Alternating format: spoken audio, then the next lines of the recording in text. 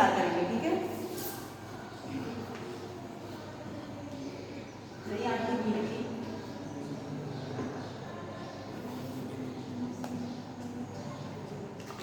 1991 की विशेषता।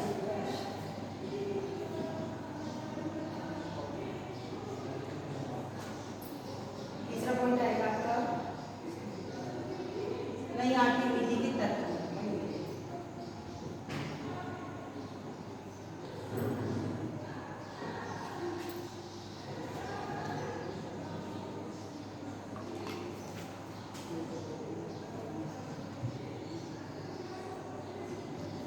उदारीकरण,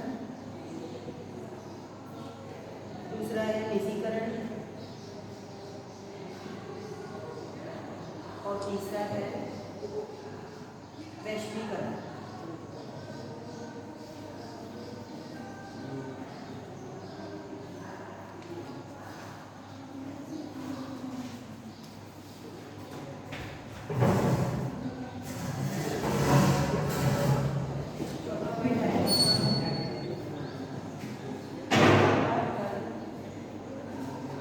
नीति में परिवर्तन।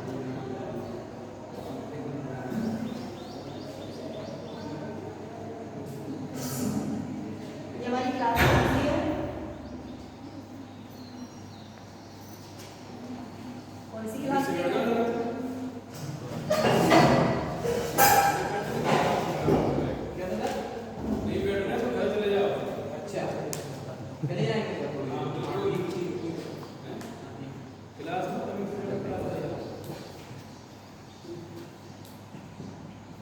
What happened? Any problem?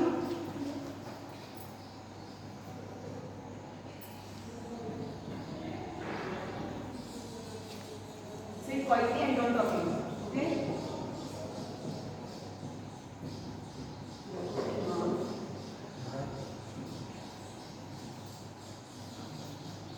ये हेडिंग है, आप लोग अपनी नोट्स कर सकते हैं।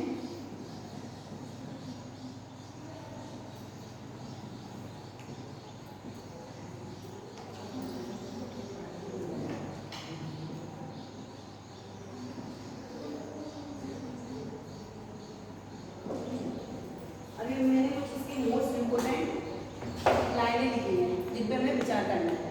जैसे अभी हमारा टॉपिक का नाम क्या है? New economic policy, NEP। अभी ये बताओ, इकोनॉमिक सभी जानते हैं। इकोनॉमिक मतलब क्या होता है? हमारी अर्थव्यवस्था, ठीक है, जिस पे पूरा बाजार चलता है और व्यापार चलता है। पूरा व्यापार बाजारों के जो हमारी सरकार है वो हमारे बजट जो पारित करती है वो हमारे इकोनॉमिक की हिसाब से करती है या नहीं, ये आपको सबको पता है। अब हमें NEP की क्यों आवश्यकता पड़ी? हमें नई आर्थिक नीति क्यों बनानी पड़ी? तो इसके जैसे आपने देखा होगा 1990 की बात करें, 1990 मतलब क्या हुआ? 1990 हमारा देश आजाद हुआ, 1947 की बात हो रही है। अब उसके बाद क्या हुआ? कृषि पर विचार किया गया था, कृषि को आगे बढ़ाना। कृषि से फिर क्या हुआ? इंडस्ट्री पर विचार किया गया, क्योंकि कृषि से रॉ मटेरियल जो आएगा वो हम इंडस्ट्री पे लगाएंगे। उसके बाद इंडस्ट्रीज के बाद हमारे फिर क्या होगा? भारत को सतत विकास की ओर ले जाना है, यानी भारत का विकास करना है। तो अब हमें NEP की क्यों आवश्यकता पड़ती है? जैसे जो हमारा मार्केट है, जो हमारा बाजार है, भारत सरकार ने क्या करा है? आर्थिक संकट से बाहर निकलने के लिए हमें नई आर्थिक नीति का इन्होंने नई आर्थिक नीति बनाने का प्रयास किया। यानी जो आर्थिक संकट आ रहा है, किस तरीके से हमें आर्थिक संकट से निकलना है, तो इसकी कई नीतियाँ इन्होंने बनाई थी, ठीक है। भारत सरकार की बात करें, अब भारत सरकार कहता है जुलाई 1991 में भारतीय मुद्रा का अवमूल्यन में सरकार ने जगह दी। अपनी नई आर्थिक नीतियों में एक ही बात की घोषणा शुरू कर दी। इन्होंने घोषणा इसलिए शुरू कर दी क्योंकि जो हमारा उदारीकरण है, अभी जैसे हम इस पॉइंट को बताएंगे, व्हाट इज उदारीकरण, निजीकरण, वैश्वीकरण, ये क्या क्या है। तो इनके लिए उन्होंने क्या करा है? एक बलों का न्याय आधारित एक धारणा थी, जिसमें सरकार ने कहा है कि भौतिक नियंत्रण से मुक्ति करने के लिए हमें NEP की जरूरत पड़ी। भौतिक संकट क्या होता है? भौतिक में क्या होता है? हमारे फिजिकल जो हमारे खुद के हैं, जिन जिन चीज़ों की हमें आवश्यकता होती है। मार्केट में हम वही चीज़ तो बनाते हैं जो मनुष्य से रिलेटेड होती है, ठीक है, जिसमें मनुष्य अपने भौतिक चीज़ों की आवश्यकताओं की पूर्ति करता है। वही तो मार्केट में होता है ना। मार्केट तो हमारा उसी से चल रहा है। ऐसा तो नहीं है कि बस जो हमारे काम की वस्तुएं नहीं है वो मार्केट में डेवलप है, सारे हमारे भौतिक आवश्यकताओं की पूर्ति के लिए मार्केट में चीज़ें डेवलप की जाती हैं। अब नई आर्थिक नीति में इन्होंने क्या कहा है, नई आर्थिक नीति का उद्देश्य क्या है, जैसे हमारी मेन हेडिंग आती है नई आर्थिक के मुख्य उद्देश्य, इसमें उन्होंने क्या कहा है, जैसे उच्च आर्थिक विकास की दर और ले जाने के लिए पर्याप्त विदेशी मुद्रा का भंडारण। हमने मार्केट में जैसे आपने कोई रॉ मटेरियल बनाया, उसको हमने मार्केट में किया, ठीक है, हम माल क्यों बनाते हैं, हम खेती क्यों करते हैं, कृषि की हमें आवश्यकता क्यों होती है, एक तो चलो आपने कह दिया हमें भोजन प्राप्त करना, ठीक है, आपने भोजन भी कर लिया और उससे कुछ और बेनिफिट है, कृषि से क्या क्या फायदा होगा, एक्सपोर्ट इंपोर्ट करना, ठीक है, राइट। अब एक्सपोर्ट इंपोर्ट करेंगे तो हम एक्सपोर्ट किस में करेंगे, यही करते रहेंगे, एक दूसरे को लेन देन करते रहेंगे, क्या करेंगे हम बाहर करेंगे, विदेशों में बेचेंगे। जब हम एक्सपोर्ट इंपोर्ट कर रहे हैं तो हमें विदेशों में बेचने का माल से मतलब क्या है, हमने माल दिया तो हम उससे क्या ले रहे हैं, धन ले रहे हैं, जो धन आएगा क्योंकि हम अपना सामान मतलब हाई रेंज में बेच रहे हैं, क्योंकि वहाँ पे नहीं होती है खेती। हमारे इंडिया में 70% तो ग्रामीण जनसंख्या है और वो किस पर निर्भर है, एग्रीकल्चर पर। अब जब उन्होंने खेती की है तो उसको जब इम्पोर्ट एक्सपोर्ट कर रहे हैं तो वहाँ से हम धन ले रहे हैं, वही धन हमारे भारत सरकार के राजकोष में जाता है। जैसे जब विपत्ति आती है या कोई परेशानी तो इस धन को उसको निकाला जाता है लोगों की प्रॉब्लम को सॉल्व करने के लिए। जैसे अभी कभी बाढ़ आ जाए जो हमारे हाथों में नहीं है, बाढ़ जो प्राकृतिक आपदा है जो हमारे हाथों में नहीं रहती, जब वो आती है तो इनको हम क्या करते हैं, काफ़ी जनहानि की जनहानि होती है, काफ़ी जो भोजन की कमी हो जाती है लोगों के रखते, तो इसलिए हम यही जो हमारा जो धन आता है जो हम विदेशों से लेते हैं वही तो सरकार लोगों पर जनता के लिए भलाई के लिए यूज करती है। तो नई आर्थिक का मतलब क्या है कि हमें विदेशी मुद्रा का भंडारण करना, यही तो हमारा इसमें नई आर्थिक है कि जितनी ज़्यादा हमारे पास विदेशी मुद्रा होगी उतना ही हम उसका चाहे। तो ये आर्थिक नीति का एक उद्देश्य रखा गया था। और इसमें क्या रखा गया था, आर्थिक स्थिरीकरण लक्ष्य को हासिल करने और अनावश्यक प्रतिबंध के सभी प्रकार को हटाने के लिए बाजार अर्थव्यवस्था में परिवर्तन करना। यानी अब जैसे हमने कहा आर्थिक स्थिरीकरण, स्थिरीकरण क्या होगा, स्थिरीकरण किसी चीज को हमने जैसे आर्थिक की बात क्या होती है, आर्थिक का अर्थ क्या है, एक तो आर्थिक का अर्थ समझो, अगर हम इसको ब्रेक करेंगे अर्थ का मतलब होता है, अगर हम इकोनॉमिक की भाषा में जाएंगे, अर्थ के कई अर्थ होते हैं, लेकिन हम जब इकोनॉमिक्स की भाषा में जाएंगे या बाजार से रिलेटेड करेंगे तो इसका मतलब होता है अर्थ का धन, ठीक है, इसको धन से जोड़ा है कि हमें धन की जो संकट आ रहे हैं उसको हम कैसे दूर कर सकते हैं। मेन हमारा होता है आर्थिक का मतलब होता है धन की संकट को दूर करना। तो इन्होंने क्या किया, अर्थव्यवस्था में आर्थिक परिवर्तन करना चाहिए, जिससे अगर आप अर्थव्यवस्था में जितने परिवर्तन करेंगे अर्थ से रिलेटेड तो उतनी ही हमारी जो हमारे बाजार है वो ज़्यादा डेवलप होगा, हमारा व्यापार ज़्यादा डेवलप होगा और उतनी ही मात्रा में हम ज़्यादा धन कमा सकते हैं। और अपने भारत को, अभी हमारा भारत कैसा है, विकसित देश है ना, विकासशील तो नहीं हो गया ना, अभी विकसित है, चल रहा है। तो जब इसका विकास फिर धीरे धीरे क्या होगा, बढ़ता जाएगा, ठीक है। जितना ज़्यादा हमारे भारत सरकार के पास धन होगा उतना ही भारत का विकास होगा, क्योंकि आपने देखा होगा विदेशों में धन की कमी नहीं है क्योंकि वो विकासशील देश है, ठीक है। अभी हमारा भारत विकसित है। दूसरी बात आती है यहाँ पे कई प्रकार के प्रतिबंध के बिना माल, सेवाओं, पूंजी, मानव संसाधन और प्रौद्योगिकी के अंतर्गत अंतर्राष्ट्रीय प्रवाह की अनुमति के लिए करना चाहता है। अब ये जो नई आर्थिक नीति है इसका मुख्य उद्देश्य ये भी है कि जो हमारा माल है उस पर टैक्स लगा है, जो कि जिसका एक लिमिटेशन होना चाहिए, मतलब ऐसा नहीं कि हम किसी भी वस्तु पे कोई सा भी टैक्स ले सकते हैं। तो उसको प्रतिबंध यानी क्या होता है, उस चीज़ को हटा देना, सीधी बात है। जो हमारे माल है, सेवाएं हैं, पूंजी है, पूंजी का मतलब क्या होता है, पैसों से होता है कि कौन से व्यापार में कितनी पूंजी लगा। मानव संसाधन, ह्यूमन रिसोर्स क्या होंगे, इसमें ह्यूमन से रिलेटेड आएंगे रिसोर्स वही तो होंगे। तो इन सब के लिए क्या करना है, इनकी अनुमति यानी इनको प्रतिबंध से हटाना है। ये भी एनडीपी के उद्देश्य में रखा गया था, ठीक है। एक और आता है आपका, इसका मुख्य उद्देश्य क्या है, वैश्वीकरण के क्षेत्र में भारतीय अवस्था वृद्धि के लिए एक और बाजार उन्मुखीकरण। अब ये लाइन समझ में नहीं आई कि हमें ये चीज़ तो हमारे दिमाग से उड़ गई। वैश्वीकरण क्या होता है, यानी कि निर्यात शुल्क के उन्मूलन या आयात शुल्क में कमी, ठीक है, ये वैश्वीकरण में आता है। तो ये हमारे सब एनडीपी की उद्देश्य में रखा है। और ये कब स्टार्ट हुए थे, NEP कब स्टार्ट हुई थी? 1991। 1910 के बाद हमारे आर्थिक संकट जब ज़्यादा बढ़ गए थे, क्योंकि क्या हुआ था 1965 में भारत पाक का युद्ध, एक और 2 युद्ध हुए थे 1962 1965 में, एक भारत बांग्लादेश का युद्ध और एक पाक और भारत इंडिया का युद्ध। ये जो आपने देखा होगा एक मूवीज बनी है बॉर्डर, तो ये हमारे भारत पाक की युद्ध पर ही तो बनी है। तो उस टाइम प्राइम मिनिस्टर हमारे कौन थे? इंदिरा गांधी थी। अब जब युद्ध हुए बड़े बड़े तो जाहिर सी बात है जनहानि हुई होगी, मालहानि हुई होगी, नुकसान हुआ होगा। उस टाइम गरीबी बढ़ गई।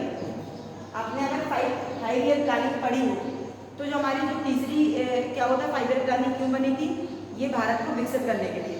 अब भारत, क्योंकि जब देश आजाद हुआ तो भारत एक नॉर्मल चीज़ पर है, अभी उसको कुछ नहीं पता उसको कैसे हमें चलाना है। तो जो प्राइम मिनिस्टर थे उन्होंने सोचा मैं भारत को चलाने के लिए कुछ ऐसे 5 साल के कार्यक्रम स्टार्ट करने चाहिए जिनमें हम एक लक्ष्य रखेंगे, एक उद्देश्य रखेंगे कि हमें ये 5 साल तक ये सब काम करना है और हमारा कितना परसेंट इससे हमें मिल रहा है, कितना परसेंट नहीं मिल रहा है, किसमें कमी आ रही है, उस कमी को हम फिर दूर करेंगे दूसरी 5 ईयर प्लानिंग में। तो ये इसलिए लक्ष्य रखे जाते हैं। जैसे हम घर चलाते हैं तो हम क्या करते हैं? एक बजट बनाते हैं। हमने एक डेटा क्लियर कर लिया, डेटा बनाया, डेटा में हम क्या इंक्लूड करते हैं? इतने पैसे हम इसमें खर्च करेंगे, इतने पैसे हम इसमें खर्च करेंगे, यहाँ पे इतना निकालेंगे और ये इतना हम अपने अकाउंट में जमा भी करेंगे। ये आप डेटा ही तो बनाते हो। तो ऐसी भारत सरकार जब देश चलाती है तो वो भी यही डेटा बनाती है जो बजट के रूप में पेश होता है। कहाँ कितने स्कूल ओपन करने हैं, कहाँ कितने स्कूल में कितने रुपए लगाने हैं, ये सब डेटा निकाला जाता है। भले स्कूल बने ना बने वो बात की बात है, पर ये जो बजट होता है वो इसी के लिए तो होता है। पारित अर्थव्यवस्था से रिलेटेड भी तो बजट हमारा पारित होता है ना। तो ऐसे ही इसलिए अर्थव्यवस्था के संकट को दूर करने के लिए हमें NEP की आवश्यकता पड़ी। ठीक है, इतना आ गया। अगर क्वेश्चन आता है तो अपने ऑनवर्ड्स में आप लिख सकते हो, उद्देश्य में लिख सकते हो। ठीक है, नेक्स्ट आएगा आपकी नई आर्थिक नीति की विशेषता। इसकी क्या क्या विशेषता रहेगी? निजी क्षेत्र के प्रवेश, सार्वजनिक क्षेत्र की भूमिका केवल 4 उद्योगों तक ही सीमित है, बाकी उद्योग भी निजी क्षेत्र के लिए खोल दिए गए थे। अभी इससे पहले क्या था, जब NEP नहीं आई थी तो जो हमारे निजी क्षेत्र थे वो एक तरीके से क्लोज थे, ठीक है, ओपन भी नहीं थे, वो सार्वजनिक क्षेत्र के लिए भूमिका नहीं निभाते थे। तो इन्होंने क्या करा कि अब कोई भी निजी क्षेत्र में प्रवेश कर सकता है। निजी क्षेत्र क्या होता है? प्राइवेट सेक्टर क्या होगा? बताओ, प्राइवेट सेक्टर क्या होता है? मैंने उस दिन बताया था public sector and private sector जो डिफाइन किया था पिछली क्लास में आर्टिकल।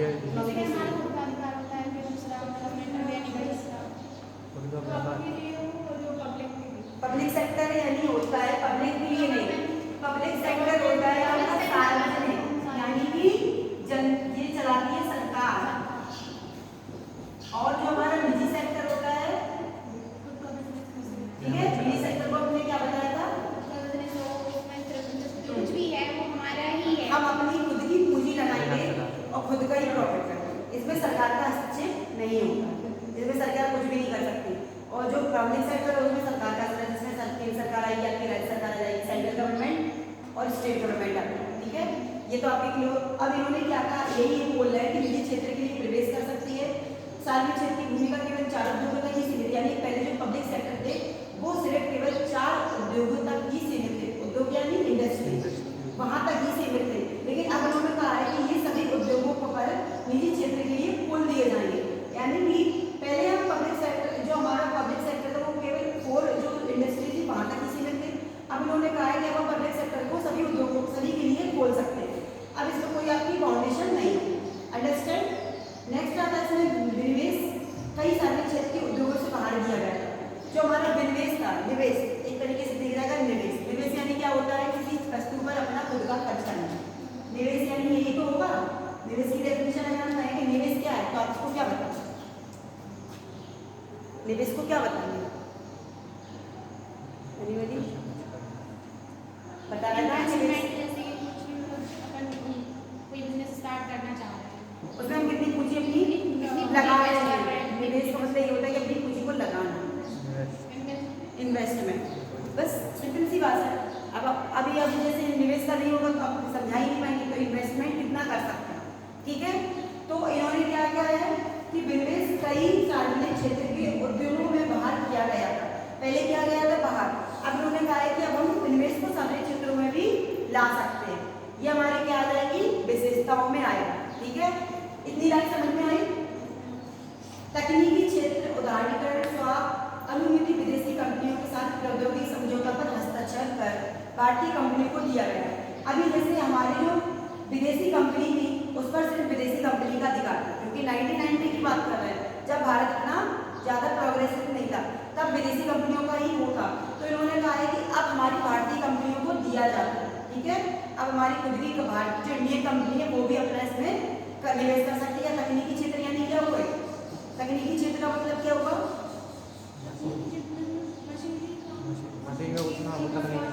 ठीक है, उसमें सब क्या करेंगे, इंडियन कंपनी ही अब हस्तक्षेप कर सकती है। नेक्स्ट आएगा लघु उद्योगों की स्थापना करना, विभिन्न लघु उद्योगों को देने की पेशकश कर रहे हैं। अभी लघु उद्योग तो जानते हो, लघु उद्योग, कुटीर उद्योग, लघु उद्योग जो अपने छोटी छोटी जो अपने अभी पिछली क्लास में, लघु उद्योग क्या होते हैं, जिसमें हम छोटे छोटे कुटीर उद्योग भी बना के, यानी कि खुद का जो हस्तशिल्प कार्य होता है, क्राफ्ट करके पापड़ बनाना, अचार बनाना, दलिया बनाना, ये सभी तो आएगा इसमें लघु उद्योग में, छोटे छोटे उद्योग, ठीक है ना। तो जिसमें अपना खुद का क्राफ्ट वर्किंग होता है, उनकी स्थापना करना। अगर ये नहीं होगी, लघु उद्योग नहीं होंगे, तो जैसे तुम्हें काम आता है, तुम एक ग्रामीण वर्कर हो, ठीक है, तुम गाँव में रहते हो, तुम्हारे पास अंदर एक एक्टिविटी है, तुम्हारे अंदर क्वालिटी है कि तुम बहुत सी चीज़ें खुद के हाथों से क्रिएट कर सकते हो। अब तुमने बना तो लिया, अब रखने से क्या तुम इसको पैसे कमा सकते हो, धंधा नहीं कर सकते ना। तो इनको हम क्या करेंगे, जब उद्योगों में लगाएंगे तो वहाँ से क्या होगा, सेलिंग होगी, बाहर जाएगा, तो वहाँ पे हम अपने मन के अकॉर्डिंग इसमें अपने अपनी रेट बता दी कि मैं इतनी प्राइस रख रही हूँ, तो जितना मार्केट में सेल होगा उतने आपको पैसे मिलेंगे, और इससे आप क्या करोगे, धन कमा सकते हो। तो इनकी स्थापना होगी तभी तो ये आपका धन का, हमारा अर्थव्यवस्था का मतलब क्या है, जितनी मात्रा में हम जितने से ज़्यादा धन कमा सके, धन अपने पास ला सके, धन का कितना विकास कर सकते हैं, किस तरीके से कर सकते हैं, यही तो अर्थव्यवस्था होती है। अर्थ में क्या होता है कि धन को उत्पादन करना, धन को उगाना, कैसे उगा सकते हैं, मात्र खेती से नहीं, और भी चीज़ें होती हैं जिनको हम धन में विकसित कर सकते हैं। तो इनका यही मतलब था कि नई आर्थिक नीति में क्या करा, लघु उद्योगों का स्थापना की जाए, ठीक है। अब आती है तीन प्रमुख इसके तत्व आते हैं, जैसे हमने आपको बताया था उदारीकरण, निजीकरण और वैश्वीकरण। अब जैसे तत्व की बात होती है, तत्व को हम घटक बोलते हैं, ठीक है। उदारीकरण क्या कहता है, उदारीकरण 1991 में भारतीय कंपनियों ने कई तरीके से उदारीकरण उद्योगों पर डाला, जैसे लाइसेंस है, कोटा है, कई आर्थिक प्रतिबंध को नियंत्रण करने के लिए संदेता। लाइसेंस कोटा जानते हो, अगर हम कोई भी काम कर रहे हैं तो उसका हमारे पास एक लाइसेंस होना चाहिए, विदाउट लाइसेंस की हमें परमिशन नहीं दी जाती है और वो हमारा इलीगल माना। हाँ, तो इसलिए हमें एक लाइसेंस होना चाहिए जिससे हम अपना जो बिजनेस कर रहे हैं, ताकि हम ये इलीगल ना माना जाए, और हमारे जिसके अंदर हमें लाइसेंस में कई चीज़ें बेनिफिट होती है। कभी सपोज कोई सडनली एक्सीडेंट होता है तो उसका हम बेनिफिट लाइसेंस से कर सकते हैं, हमारे पास केस नहीं होता। तो इन लाइसेंस का एक ये भी होता है कि हमें लाइसेंस को इन्होंने क्या करा था, लाइसेंस लिया जाए, और कोटा कई तरीके के प्रतिबंध है उन पर नियंत्रण करें। प्रतिबंध यहाँ होता है, जैसे प्रतिबंध का मतलब होता है नो एंट्री, तरीके से माना है कि आपको इसमें नहीं काम दिया जाएगा, तो उनको टैक्स से रिलेटेड भी जोड़ा गया है, उन पर प्रतिबंध हटाया जाए, टैक्स भी हटाया जाए, क्योंकि ज़्यादा मात्रा में टैक्स होगा तो हमें हो सकता है जो बेनिफिट है वो हम फिर सोचेंगे कि अगर हमारा तो इतना टैक्स ही लग रहा है, अब हम कैसे इसको करेंगे, क्योंकि हमारा तो सारा पैसा टैक्स में चला जा रहा है। अब हमें बेनिफिट भी हो रहा है, क्योंकि हम किसी भी वस्तु की ज़्यादा मात्रा में भी प्राइस रखते हैं तो वो हमारा सेल भी नहीं होगा, हमें उसकी उतनी ही मात्रा नहीं होगी कि उसमें हमारा टैक्स हो जाए और हमारी मेहनत का पैसा भी हमें मिल जाए। तो इन सब पर इन्होंने क्या करा था, उदारीकरण में यही रखा था, इन सब पर प्रतिबंध हटाया गया। दूसरा आता है जैसे कुछ को छोड़कर लाइसेंस पर, कुछ वस्तुओं में उन्होंने छोड़कर बाकी में लाइसेंस उन्मूलन किया। उन्मूलन यानी क्या होता है, उसका मूलन करना, अपडेट करना। गवर्नमेंट ने एक रेंज रखी है, इससे ज़्यादा आप नहीं बना पा। कीमतें तैयार करने में स्वतंत्रता, आप अपनी कीमत करने में स्वतंत्र है। ऐसा नहीं है कि पहले एक कीमत उन्होंने बता दी कि इससे ज़्यादा नहीं हो सकता, आप इसमें स्वतंत्रता है कि आप प्रतिबंध का मतलब है कि आप हटा दिया गया है, आप इसमें कीमत अपनी प्रतिबंध कर सकते हैं, आपको स्वतंत्रता है। आयात और निर्यात में उदारीकरण, आप और जो एक्सपोर्ट इम्पोर्ट है उसमें भी उदारीकरण भी दिया है।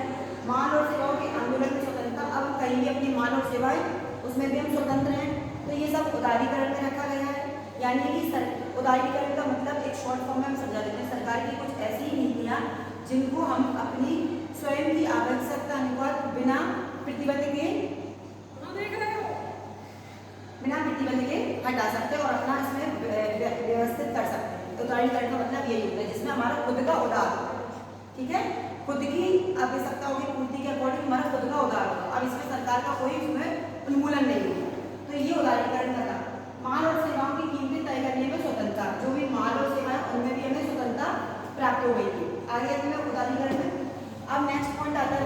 निजीकरण। ठीक है, निजीकरण क्या कहता है? सार्वजनिक क्षेत्र या निजी क्षेत्र के उद्यम के हस्तांतरण का विनिवेश। विनिवेश का मतलब यही हुआ, अभी हमने विनिवेश बताया था, इसमें हम विनिवेश जोड़ देते हैं, विनिवेश। ठीक है, तो अब ये क्या कहते हैं? जैसे सार्वजनिक क्षेत्र है जो भी आपका पब्लिक सेक्टर आया, और निजी क्षेत्र है, उसको सार्वजनिक क्षेत्र के उद्यम के हस्तांतरण का, हस्तांतरण यानी क्या होता है? ट्रांसफर, उसको हम वापस में भी ट्रांसफर करा सकते हैं निजी क्षेत्र के लिए पब्लिक सेक्टर। ठीक है, ये दोनों ही सेक्टर अपने आप को उस दिन समझाएंगे, आप लोगों ने पिछली क्लास में नहीं आया। औद्योगिक को वित्तीय पुनर्निर्माण में बोर्ड की स्थापना करना, BIFR, ये बोर्ड है जो किसके लिए आया था? निजीकरण के लिए, प्राइवेटाइजेशन के लिए आया था। ठीक है, इस बोर्ड में क्या होता है? नुकसान पीड़ित सार्वजनिक क्षेत्र विमान इकाइयों को पुनर्जीवित करने के लिए स्थापित किया गया। यानी कभी कभी क्या होता है, आपने पब्लिक सेक्टर में कोई काम किया, उससे आपको लॉस हुआ है, तो इस बोर्ड की मदद से आप हेल्प लेकर अपना पुनः व्यवस्थित कर सकते हैं या भी अपना व्यवसाय व्यवस्थित कर सकते हैं। तो जिसमें आपको जो हानि हुई हो वो पब्लिक सेक्टर से ले सकते हैं। ठीक है, अब आता है आपका वैश्वीकरण। इसमें क्या होगा? इसके छोटे छोटे बता देते हैं वैश्वीकरण का एक मतलब क्या होगा। उदारीकरण समझ में आया, निजीकरण आ गया, ये तो निजीकरण तो आ ही जाएगा। वैश्वीकरण क्या कहता है? आयात उदारीकरण और सरकार की पूंजीगत वस्तुओं के आयात से प्रतिबंध हटा दिया। मेन बात होती है प्रतिबंध हटाना। प्रतिबंध क्या कहता है? जैसे आयात उदारीकरण है और हमारा सरकार का पूंजीगत वस्तु है, सरकार हमारी जो वस्तु है पूंजीगत यानी जिसमें हमारी सरकार की पूंजी लगी, वही जो पूंजीगत वस्तु होगी ना, तो उसमें उन्होंने क्या है? आयात से, आयात यानी क्या होगा हमारा? आयात को क्या बोलेगा? निर्यात यानी जाना, आयात यानी अब जो वस्तुएं आ रही है उन पर हम क्या करेंगे? प्रतिबंध हटा देंगे। ठीक है, तो इससे क्या होगा? हमें ही लाभ होगा, ऐसा तो नहीं कि सरकार को ही लाभ हो रहा है। ये सब किसके लिए रखी जाती है? सरकार क्यों योजना बना रही है? किसके लिए बनाती है सरकार योजना? जनता के लिए, पब्लिक की देखरेख के लिए बनाती है। ऐसा तो नहीं कि वो खुद के प्रॉफिट के लिए करती हो। सारी योजनाएं, सारी स्कीम किसके लिए? जनता के लिए। ठीक है, निर्यात शुल्क के उन्मूलन, आयात शुल्क में कमी, यानी कि जो हम आयात शुल्क है जो हम आ रहा है उसमें कमी होगी। अगर बाहरी माल जो आता है उसमें अगर ज़्यादा मात्रा में टैक्स होगा तो सरकार क्या करेगी? मार्केट में महंगाई बढ़ाएगी, क्योंकि उसको भी तो टैक्स देना पड़ रहा है। अगर उसमें कमी होगी तो वो लोगों के लिए जो मांग होगी उसमें कमी है, मतलब जो सेल कर रहा है उसमें क्या होगा? अगर महंगाई होगी तो जनता उससे ज़्यादा अधिक, जनता उसका ज़्यादा उपयोग कर सकती है। उन्हीं लोगों को टैक्स ज़्यादा देना पड़ेगा, तो ऑब्वियसली वो लोग उसका रेट बढ़ा देंगे, और वहीं से टैक्स कम मिलेगा तो कम मात्रा। जो विदेशी मुद्रा है, जैसे विदेशी जो मुद्रा उसका विनिमय और विदेशी मुद्रा का प्रबंध अधिनियम, इसमें क्या करके उन्होंने चेंज कर दिया गया था, जिससे कि जो विदेशी मुद्रा जो आएगी हम यहाँ से भेजेंगे तो हमारा तो टैक्स लगेगा ही, तो हम ज़्यादा मात्रा में वहाँ पर माल भेजेंगे तो अपना तो टैक्स लगा लेंगे, लेकिन जो विदेशी मुद्रा है उसमें भी अगर हम टैक्स का उतना ही करेंगे तो इससे महंगाई का कम होगा और जनता के लिए इसका उपयोग ज़्यादा बढ़ेगा। ये हो गया आपका। अब आता है व्यापार नीति में परिवर्तन। हमें व्यापार जो कर यानी क्या होता है? टैक्स, उसमें हमें क्यों परिवर्तन करना पड़ा? जैसे आती है बढ़ती स्पर्धा। बढ़ती स्पर्धा का मतलब ये होता है नई नीति के बाद भारतीय कंपनियों के आंतरिक बाजार से बढ़ती स्पर्धा और बहुराष्ट्रीय कंपनियों में प्रतिस्पर्धा का मतलब है जो सभी दौर प्रतिस्पर्धा का सामना करना पड़ता है। इसको हम शॉर्ट फॉर्म में बताते हैं। जैसे मैं एक नेता हूँ, ठीक है, एक कंपनी में बाजार में अधिक से अधिक 38% हिस्सेदारी के साथ बाजार में बहुराष्ट्रीय कंपनी। बहुराष्ट्रीय कंपनी कौन सी हुई? बहुराष्ट्रीय कंपनी बताओ। बहुराष्ट्रीय इंडस्ट्री जो इंटरनेशनल में आने बड़ी बड़ी कंपनियां, हाँ, तो उनके साथ पार्टिसिपेट होकर प्रतिस्पर्धा का मतलब क्या है? उन कंपनियों के साथ एक मतलब कंपटीशन काम करिए और उनके साथ मिलकर काम करना, प्रतिस्पर्धा। ठीक है, तो उनका क्या करना है? आप जब मिलकर काम करेंगे तो उनको अपने रूल्स बताएंगे, वो अपने रूल्स बताएंगे। अब उन्होंने मिलकर काम किया तो बाजार में अपना नियंत्रण रखना। उनका काम है कि हम आपके साथ काम तो कर रहे हैं लेकिन हमारे भी कुछ रूल्स होंगे या हमारी भी कुछ बाउंडेशन है जिस हिसाब से आप काम करेंगे। 30 मिनट्स बस 2 पॉइंट रहते हैं।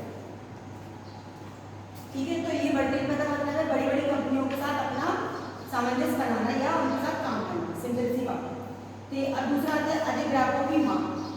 अधिक ग्राहकों की मांग का मतलब है आर्थिक नीति से उद्योगों में और उत्पादन इकाई में एक परिमाण में उत्पादन की कमी आ गई, ठीक है, यानी जो हमारे उत्पादन है उसमें कमी आ गई, यानी जो ग्राहक है वो कम हो गए थे क्योंकि व्यापार इतना नहीं हुआ था। अब जब व्यापार को हम बढ़ाएंगे, उसमें नई नई स्कीम रखेंगे तो इससे क्या होगा, ग्राहकों की मांग होगी, जितनी ज़्यादा मांग होगी ग्राहकों की उस हिसाब से हमारा उत्पादन बढ़ेगा, ठीक है, इतना समझ में आ जाए। नेक्स्ट आता है तकनीक, तेजी से तकनीकी वातावरण बदलने की। हम जितनी तकनीकी चीज़ें लाएंगे, नई नई चीज़ें लाएंगे तो उस हिसाब से उसका क्या होगा, वातावरण बदलेगा। मार्केट में अगर नए नए प्रोडक्ट रख देते हैं तो लोग देखते हैं ये नई वस्तु आई, क्यों ना इसको खरीदा जाए। एक ने खरीदा, दो ने खरीदा, जब उसने बताया भैया इस वस्तु से ऐसा फायदा होता है तो कहेगा अच्छा हम भी खरीद के देखते हैं। तो फिर क्या होता है, देखना कभी कभी नई वस्तु जल्दी सेलिंग बढ़ती है। अगर हम जितनी तकनीकी चीज़ों का यूज़ करेंगे उस हिसाब से वातावरण में उसका डेवलपमेंट होगा। अगर हम एग्जाम्पल देते हैं कॉलेज या स्कूल का, मान लो कॉलेज में अगर ये तकनीकी ना आती, ऑनलाइन क्लासेस ना चलती तो क्या बच्चे इंटरेस्ट लेते, नहीं आते।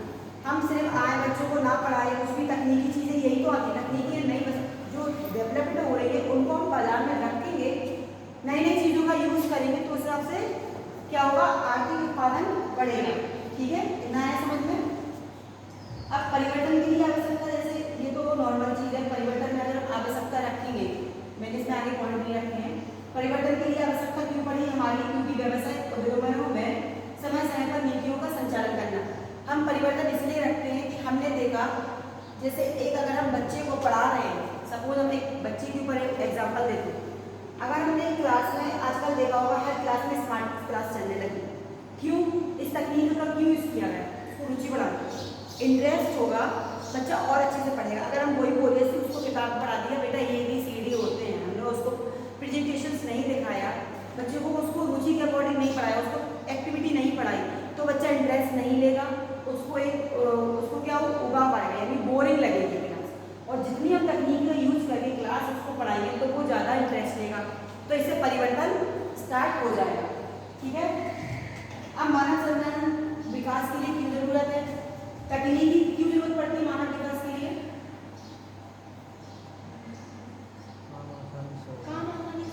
काम आसानी से और बाजार में उसके उत्पादन में तीव्रता बढ़े।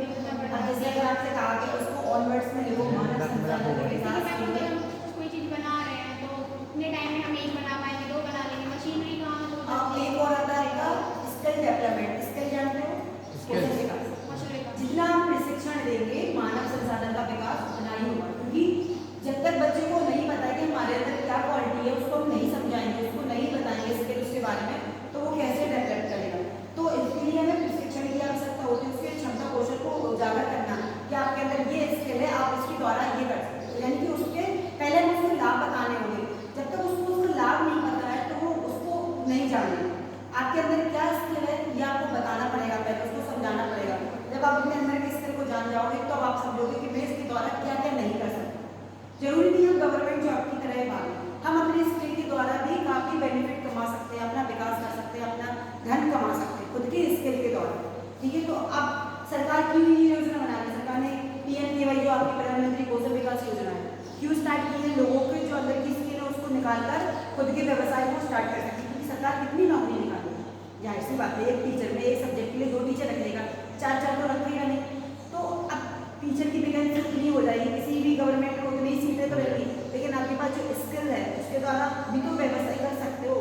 जब आप व्यवसाय बढ़ाओगे तो और फिर क्या होगा, इंडिया की प्रगति बढ़ेगी, धीरे विकास होगा और आपका भी विकास होगा।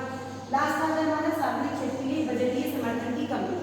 अब हमारा सार्वजनिक जो क्षेत्र है, पब्लिक सेक्टर है, उसमें बजट क्या होता है, मैंने भी बताया था, जैसे हम घर पे मेंटेन करने के लिए बजट निकालते हैं, पेश करते हैं, तो सरकार भी क्या करती है, बजट निकालती है। जो हमारे 2 बजट होते हैं, एक ग्रीष्मकालीन और एक शीतकालीन, निकलते हैं बजट। जब उसमें कमी कैसे आ जाती है, जब हमें घाटा होता है, हमारे जो राष्ट्र उसमें जब घाटा होता है तो हमारे बजट में भी कमी आ जाती है। अब इन कमी को दूर करने के लिए हम उन चीज़ों पे नोटिस करेंगे कि किन चीज़ों से हमें घाटा हुआ, हम उन पे पहले इफेक्ट डालेंगे कि हमारा जो उत्पादन हो रहा है क्या वो सही हो रहा है, कितनी % में हो रहा है, हमारा जो मार्केट में माल जा रहा है क्या वो उसका % हमें सही मिल रहा है। इन चीज़ों पर जब हम नजर डालेंगे तो हमारे जो सार्वजनिक क्षेत्र में बजट की समर्थन की कमी है वो दूर होगी। तो ये आपकी चैप्टर के फिर न्यूनतम पॉलिसी के